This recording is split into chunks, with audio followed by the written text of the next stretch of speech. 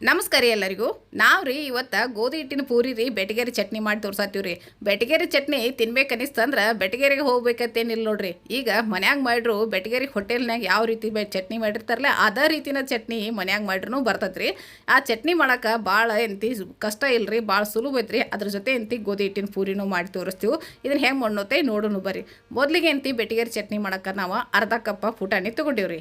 ಅರ್ಧ ಕಪ್ ಪುಟಾಣಿ ಅಂತಿ ಇವನ್ನ ಮಿಕ್ಸರ್ಗೆ ಹಾಕೊಂಡ ಪೂರ್ತಿ ಅಂತಿ ಪುಡಿ ಮಾಡ್ಕೊಂಡ ಬರ್ರಿ. ಇವನ್ನ ಪುಡಿ ಮಾಡ್ಕೊಂಡು ಬಂದ ಇಟ್ಟ ಆಮೇಲೆ ಇದಕ್ಕೆ ಏನಂತಿ ನಮಗೆ ಎಷ್ಟು ಖಾರಕ್ಕೆ ಬೇಕು ನೋಡಿ ಇಲ್ಲಿ ಹಸಿಮೆಣ್ಸಿಕಾಯಿ ತೊಗೊಂಡಿವ್ರಿ. ಒಂದು 7-8 ಹಸಿಮೆಣ್ಸಿಕಾಯಿ ತೊಗೊಂಡಿದ್ದೀವಿ. ಖಾರ ಕಡಿಮೆ ಇದಾವ್ರಿವ, ನೀವು ಎಷ್ಟು ಬೇಕು ನೋಡಿ ಅಷ್ಟು ತೊಗೋರಿ. ಆ ಮೆಣ್ಸಿಕಾಯಿಗೆ ಉಪ್ಪು ಹಾಕಿ ಅದನ್ನು ಚಂದಂಗೆ ತೆರಿತಿರಿ ಹಂಗೆ ರುಬ್ಕೊಂಬರಿ. ಈ ಕಡೆ ನೋಡಿರಿ ಒಂದು 2 ಕಪ್ ಮೊಸರು ಐತ್ರಿ. ಅದಕ್ಕೆ ನಾವು 1.5 ಕಪ್ ನೀರು ಸೇರಿಸಿದೀವಿ ರೀ. ಅದನ್ನು ನೀರು ಸೇರಿಸಿ ಇದಕ್ಕೆಂತಿ ಸ್ವಲ್ಪ ಉಪ್ಪು ಹಾಕ್ರಿ. ಉಪ್ಪು ಹಾಕಿದ ನಂತರ ಇದಕ್ಕೆ ಸಕ್ಕರೆನೂ ಹಾಕ್ರಿ. ಆ ಬೆಟಗೇರಿ ಚಟ್ನಿಗೆ ಸಕ್ಕರೆ ಕಂಪಲ್ಸರಿ ಹಾಕಬೇಕ್ರಿ. ಬೆಲ್ಲ ಅದು ಹಾಕಿಕ್ರಿ, ಬೆಲ್ಲ ಅದು ಹಾಕಬೇಡ್ರಿ. ಮತ್ತು ಆಮೇಲೆ ಇದಕ್ಕೆ ಪುಟಾಣಿ ಏನು ಹಿಟ್ಟು ಮಾಡ್ಕೊಂಡಿದ್ದಿರಲ್ಲ ಆ ಪುಟಾಣಿ ಹಿಟ್ಟನ್ನು ತಂದು ಇದ್ರಾಗ ಹಾಕಿ ಇದನ್ನು ಚಂದಂಗೆ ಕಡೀರಿ.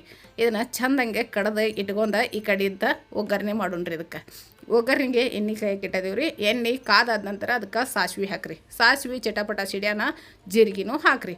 ಆನಂತರ ಇದಕ್ಕೆ ಕರಿಬೇವು ಹಾಕ್ರಿ. ಈಗ ನೋಡಿರಿ ಇಲ್ಲೇ ಉಳ್ಳಾಗಡ್ಡಿ ಕಟ್ ಮಾಡಿಟ್ಟಿದ್ದೀವಿ. ಉಳ್ಳಾಗಡ್ಡಿ ಸ್ವಲ್ಪ ಅಂತಿ ಜಾಸ್ತಿ ಹಾಕ್ರಿ. ಉಳ್ಳಾಗಡ್ಡಿ ಜಾಸ್ತಿ ಹಾಕ್ರೆ ಚಲೋ ಆಕತ್ರಿ. ಉಳ್ಳಾಗಡ್ಡಿ ಅಂದ್ರೆ ಈರುಳ್ಳಿ ರೀ. ಈಗಂತಿ ಅರ್ಶಿಣ ಪುಡಿನೂ ಸ್ವಲ್ಪ ಹಾಕಿದ್ವಿ ರೀ. ಅರ್ಶಿಣ ಪುಡಿ ಹಾಕಿ ಅದನ್ನು ಚಂದಂಗೆ ತಿರುವಾಡ್ರಿ. ಉಳ್ಳಾಗಡ್ಡಿ ಅಂತಿ ಪೂರ್ತಿ ಅಂತಿ ಫ್ರೈ ಆಗಬಾರ್ದು ರೀ. ಈಗ ನೋಡಿರಿ ಆ ಹಸಿ ಖಾರ ಮಾಡಿ ಇಟ್ಕೊಂಡಿದ್ರಲ್ಲ ಅದನ್ನು ತಂದು ಹಾಕಿದ್ದೀವಿ ರೀ. ಈಗ ಗ್ಯಾಸ ಮೀಡಿಯಮ್ ಇದ್ರಿ. ಇದಕ್ಕೆ ಈಗ ಇಲ್ಲಿ ನೋಡಿರಿ ಈ ಕೊತ್ತಂಬರಿನ ಸೊಪ್ಪು ಹಾಕಿದ್ದೀವಿ ರೀ. ಕೊತ್ತಂಬರಿ ಸೊಪ್ಪು ಹಾಕಿ ತಿರುವೇಡಿ ಗ್ಯಾಸ ಬಂದ್ ಮಾಡಿದ್ದೀವಿ ರೀ. ಇದು ಗ್ಯಾಸ್ ಬಂದ್ ಮಾಡಿದ ನಂತರ ಸ್ವಲ್ಪ ತಣ್ಣಗಾಗಲ್ಲ ರೀ. ತಣ್ಣಗಾದ ನಂತರ ಈಗೇನೆ ನಾವು ಇಟ್ಕೊಂಡಿದ್ರಲ್ಲ ಮಜ್ಜಿಗೆ ಎಲ್ಲ ಪುಟಾಣಿ ಹಿಟ್ಟಾಕಿ ಅದನ್ನು ತಂದು ಇದ್ರಾಗ ಸರ್ವ್ ಮಾಡಿರಿ ಅಂದ್ರೆ ಬೆಟಗೇರಿ ಚಟ್ನಿ ರೆಡಿ ಆತ್ರಿ. ಭಾಳ ಚಲೋ ಹತ್ತತ್ರಿ. ಇದು ಪೂರಿ ಜೊತೆ ನೀವು ಮನ್ಯಾಗ ನಾರ್ಮಲ್ ಪೂರಿ ಮಾಡಿರ್ತಿರ್ಲ ರೀ, ಮೈದಾ ಪೂರಿ ಜೊತೆನೂ ಹತ್ತೈತಿ, ಗೋಧಿ ಹಿಟ್ಟಿನ ಪೂರಿ ಜೊತೆನೂ ಹತ್ತೈತಿ. ನಾವು ಈಗ ಗೋಧಿ ಹಿಟ್ಟಿನ ಪೂರಿ ಮಾಡೋಕ್ಕಂತಿ ಹಿಟ್ಟು ನಾದೋದ ತೋರಿಸಿಲ್ರಿ. ಮನ್ಯಾಗ ಚಪಾತಿ ಹಿಟ್ಟಿರ್ರಿ, ಅದ ಚಪಾತಿ ಹಿಟ್ಲೇನ ಇಲ್ಲಿ ಪೂರಿ ಮಾಡಿ ತೋರ್ಸಾತಿದ್ದೀವಿ. ನೀವು ಗೋಧಿ ಹಿಟ್ಟಿನ ಪೂರಿ ಮಾಡ್ಬೇಕಾರೆ 1 ಕಪ್ ಗೋಧಿ ಹಿಟ್ಟಿಗೆ ಅಂತಿ 1-2 ಚಮಚ ಆಗುವಟ್ಟ ಚಿರೋಟಿ ರವೆ ಹಾಕಿ ಹಿಟ್ಟು ನಾದ್ರಿ. ಭಾಳ ಮಸ್ತಂಗೆ ಗೋಧಿ ಹಿಟ್ಟಿನ ಪೂರಿ ಬರ್ತಾವೆ. ನಿಮಗೆ ಬೇಕಂದ್ರೆ ಕೇಳ್ರಿ, ನಾವು ಮುಂದಿನ ದಿನದಾಗ ಅದನ್ನು ಮಾಡಿ ತೋರಿಸ್ತೀವಿ ರೀ ಗೋಧಿ ಹಿಟ್ಟಿನ ಪೂರಿನೂ. ಈಗಂತಿ ನಾವು ಚಪಾತಿ ಹಿಟ್ಟು ನಾದ್ಕೊಂಡಿದ್ದೀವ್ರಲ್ಲ ಆ ಚಪಾತಿ ಹಿಟ್ಲೇನ ಪೂರಿ ಮಾಡತ್ತಿದ್ದೀವಿ. ಇವನು ಚಲೋನ ಬರ್ತಾವೆ ರೀ. ನೋಡಿರಿ ಎಷ್ಟು ಚಂದ ಉಬ್ಬಿ ಬತ್ತಿಲ್ಲ ರೀ. ಹಿಂಗೆ ಮಾಡಿರ್ತೀವಿ ರೀ, ಆರೋಗ್ಯಕ್ಕೂ ಒಳ್ಳೇದ ರೀ. ನೋಡಿರಿ ಪೂರಿ ಎಲ್ಲ ತೊಗೊತ್ತು.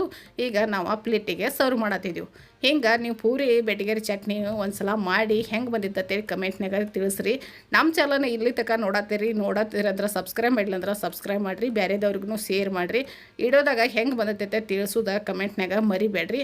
ನಿಮಗೆ ಫೇಸ್ಬುಕ್ದಾಗ ಏನರೇ ನೋಡಿಲ್ಲ ಅಂತಂದ್ರೆ ಫೇಸ್ಬುಕ್ದಾಗ ನೋಡಿ ಫಾಲೋ ಮಾಡಿರಿ, ಸಬ್ಸ್ಕ್ರೈಬ್ ಮಾಡಿರಿ. ಧನ್ಯವಾದಗಳು. ನಮಸ್ಕಾರ.